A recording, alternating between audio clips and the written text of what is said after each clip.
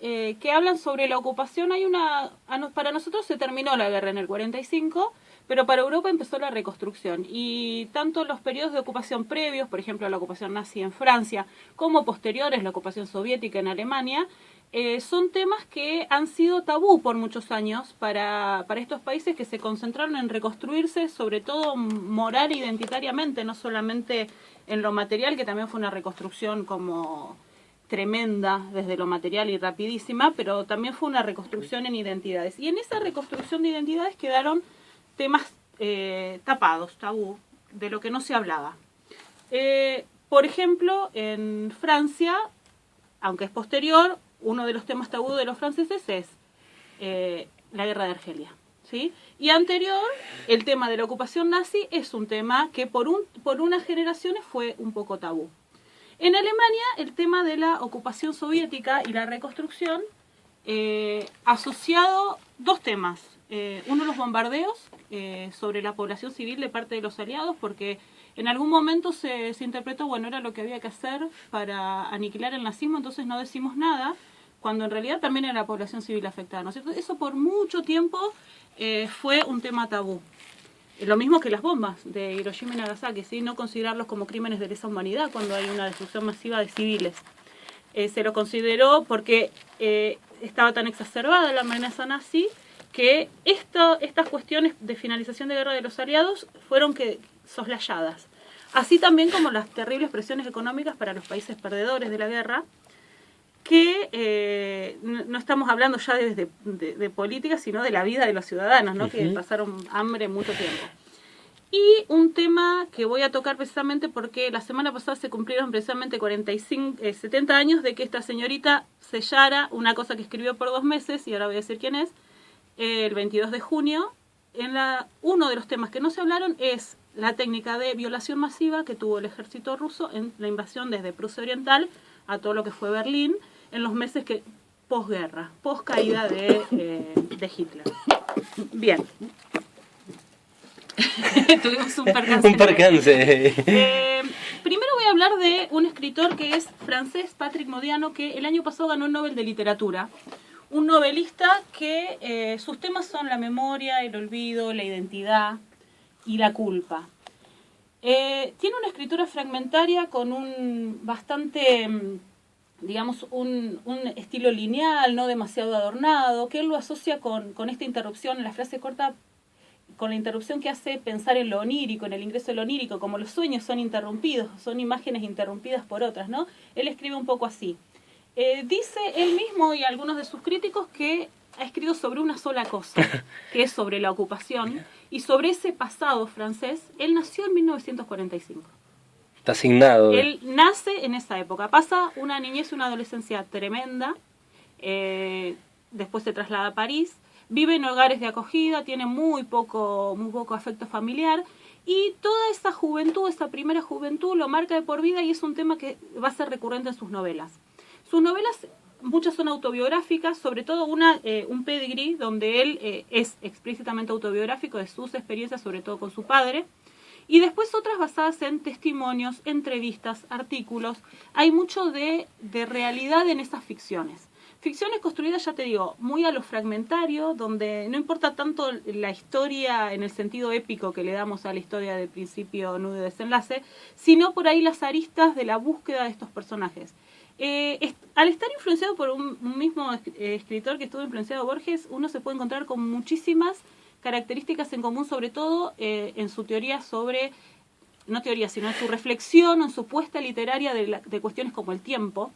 De hecho, de la novela que voy a hablar es que la última novela que llegó traducida a España, que fue en el 2012 más o menos, que es La hierba de las noches. Él vuelve, como él, Modino, ¿no? Como de personaje, vuelve al barrio de su juventud y con una libreta negra, que es la que escribía en esa juventud de posguerra, a reencontrarse. En sus libros está todo el tiempo París presente, es un escritor urbano, la ciudad tiene un papel fundamental, y es una persona que hurga en las ciudades en cosas que él llama lugares neutros de la ciudad, donde parece que es atemporal, donde falta algo, donde antes hubo una cosa y ahora hay otra. También diferente a los no lugares, ¿no? Es otra cosa completamente diferente a los no lugares. Él habla de el No Man's Land, tierra sin nombre, o sea, o tierra sin de nadie, o cosas que quedaron como fuera de contexto en esa ciudad. O donde él sabía que había una cosa y ahora hay otra, donde dice, bueno, estaba tal cosa y ahora hay un shopping. ¿Sí? Por ejemplo, por eso hay una cuestión muy de nostalgia también en algunos de sus escritos. Y al volver a este barrio y estas calles que va recorriendo este personaje como en busca de su identidad, él tiene la sensación de que en esa atmósfera, hay mucha creación de atmósfera en sus novelas, él mismo de joven sigue ahí, como atrapado y viviendo eternamente las cosas que él vivió. Entonces hay como un contraste casi dimensional, pero va en la sensación del narrador, ¿no? De este hombre mayor que va al lugar de su juventud y siente que él joven está todavía ahí como murmurando en esas calles, que el tiempo, él dice que el tiempo es tan destructor como un bombardero, ¿no? Porque ve atravesar el tiempo a las cosas y la erosión que provoca sobre exactamente. la... Sí. Es muy interesante su literatura, bueno, por algo recibió el Nobel, sobre todo por una palabra que me parece que estos temas nos tocan tanto a los argentinos, ¿no? Nosotros que estamos desde ya hace unos años en un proceso tan interesante de sacar a la luz todo lo que fue la época de la dictadura, los crímenes, los juicios, por supuesto. Y este tipo de cosas nos tocan identitariamente, hay un sentimiento común en esto. Él trabaja sobre los temas de la memoria muy fuertemente y de la búsqueda de la identidad. De hecho, tiene una novela donde el personaje, no me recuerdo ahora el nombre de la novela, pero ya te lo especifico, que se llama Calle de las Tiendas Oscuras, donde el personaje es un amnésico, que va tratando de descubrir quién es, ¿no? Y a medida que la ciudad, los personajes y las situaciones le dan indicio de quién podría haber sido, va adquiriendo como distintas personalidades, tiene como 4 personalidades a lo largo de la novela. Es impresionante lo que hace este hombre, que es una cosa muy de sensaciones, de atemporalidad, de grietas, ¿no? Por ejemplo, la caminata de este hombre de la hierba de las noches empieza un domingo a la tarde donde se produce ¿viste ese tiempo que no es nada y que podrías estar en cualquier lado? Esos momentos que te parece, bueno, ¿dónde estoy y qué día es? Y ahí empieza todo este soliloquio sobre su pasado que tiene mucho que ver con ir a encontrarse con el lugar físico. Claro. Bueno, recomendadísimo. Vamos a escuchar un cachito de esta novela y después seguimos hablando. El libro de Modiano, decíamos que esto que escuchábamos es un fragmento de La hierba de las noches, donde él hace esta vuelta a esa calle donde vivió en su juventud. Es un libro muy de retrospección a la adolescencia. ¿Es el libro del premio Nobel? ¿Este? En realidad el premio Nobel, no, este es uno de sus últimos libros. El premio Nobel va por toda una obra. Por toda una trayectoria. Sí, más que nada, perfecto. Más que nada por la obra. Lo que tiene que su obra está muy relacionado. Él mismo dice, es como si escribiera siempre el mismo libro. Lo que pasa que por fragmentos, por partes, por recuerdos. Y también tiene un libro muy interesante que se llama Dora Buder, que es la historia de una adolescente de 15 años que vivía en París y que fue como atrapada y llevada a un campo de concentración. Está muy interesante este libro también. Bueno, del 20 de abril al 22 de junio de 1945, una señora que en principio suponíamos anónima, porque así es como se publicó primera vez este diario, una señorita alemana, soltera, 33 años, culta, distinguida, había estudiado en la Sorbona, periodista, está justo en Berlín cuando cae la ocupación soviética. Primero, ya había pasado los bombardeos, ¿no es cierto? Ya venía y... A ver, nos ponemos un poco en escenario. Después del bombardeo, quedaron 4 millones de civiles más o menos sobrevivientes, entre las ruinas, en la ciudad donde pudieron. Se refugiaron en sótanos algunos, hasta que paulatinamente empezaron a volver a sus casas, sin luz eléctrica, sin agua, y empezó también la ocupación. A diferencia de los ingleses y los norteamericanos que utilizaron mucho el tema de los bombardeos, el ejército ruso fue más de invasión terrestre. Se decía, y esto fue una justificación, se decía que cuando el ejército alemán en 1941 invadió una parte de Rusia, arrasaron con los lugares donde pasaron y también violaron a las mujeres. Lo que pasó durante la ocupación fue casos de 2 millones de mujeres violadas, documentados 100.000 casos. Y este diario, precisamente, después sabemos que es de Martha Gillis, documenta esos días. Empezó a escribir todos los días que pasaba desde el 20 de abril hasta el 22 de junio de 1945. Este diario fue publicado, fue rescatado por alguien que andaba buscando testimonios de la época, fue publicado en inglés en 1954, llegó a Alemania recién en 1957, muy mal recibido, no querían hablar de eso los alemanes, ni cómo quedan la figura del hombre como el ruso, el soldado, ni siquiera aunque sean anticomunistas, lo que fuere, ni tampoco cómo queda el alemán como hombre, y tampoco querían como sacar a la luz eso que había pasado con sus mujeres.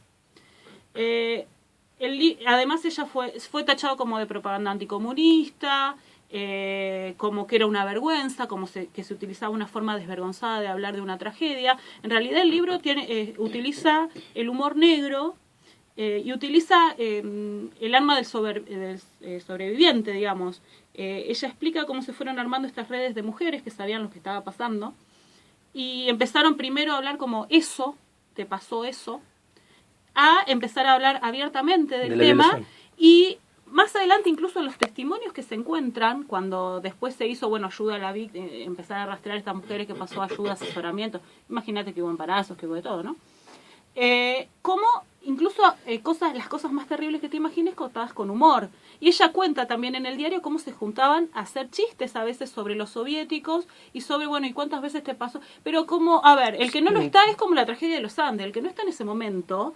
Y además si estás ahí y sos víctima de eso también, tenés derecho a transmitirlo como quieras de alguna manera. Esta mirada moralista externa sí, desde la oficialidad de, ay no, ¿cómo te vas a reír de que te violaron? Bueno, querido, tenía que sobrevivir esa mujer y encontraron esas redes de mujeres alguna manera de hacerlo.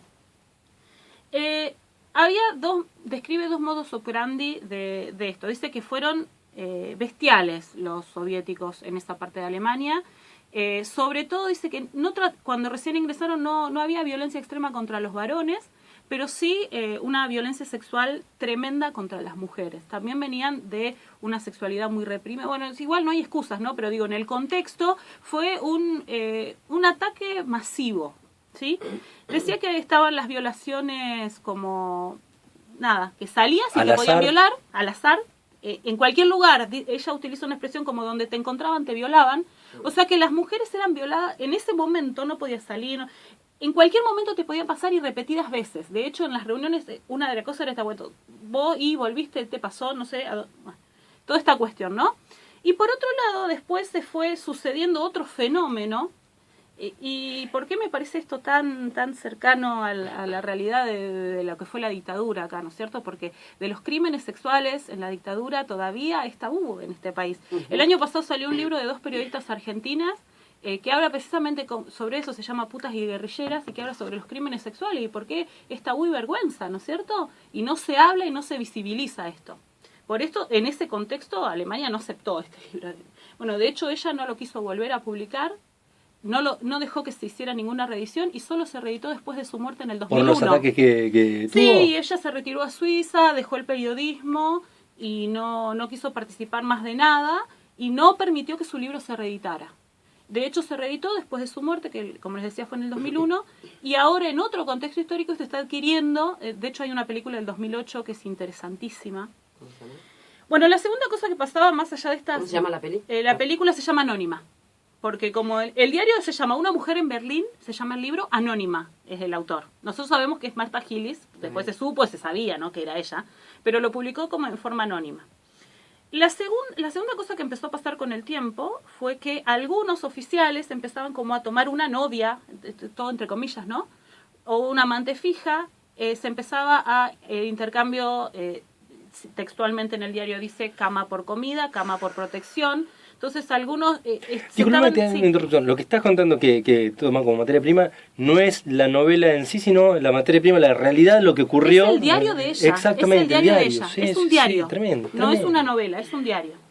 A ella también le pasó, fue varias veces violada, hasta ella hablaba un poco de ruso porque le había tocado en una misión periodística ir a Rusia. Entonces se empezó a entender, empezó a mediar con algunas cuestiones, empezó a ganar algo de respeto y hizo lo que lograron hacer algunas mujeres en este segundo círculo, digamos, que era estar como al amparo de algún oficial. Ella estaba como al amparo de alguien más importante y lo que dice ella, bueno, para evitar esta cosa de que me violen todos los días uno distinto, entonces me violaba siempre el mismo, ¿no?